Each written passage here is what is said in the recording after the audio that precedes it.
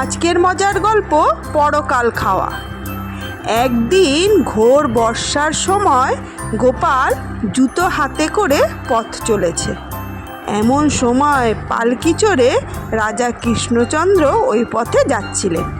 তিনি গোপালকে জুতো হাতে করে যেতে দেখে পালকি থেকে নেমে এলেন আর গোপালের জুতোর দিকে ইঙ্গিত করে বলেন, কি হে গোপাল, পরকাল যে হাতে করে চলেছ?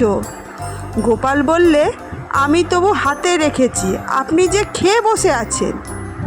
রাজা কৃত্রিম রোষে বললেন, তুমি আমাকে জুতোখোর বলছো? গোপাল কিছুমাত্র ভয় না পেয়ে বললে, আজ্ঞে না, জুতোর কথা তো হচ্ছে না, কথা হচ্ছে পরকালের।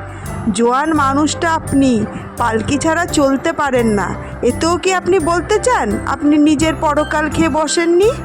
রাজা হেসে ফেললেন, সঙ্গের লোকেরাও হো হো করে হেসে ফেলল।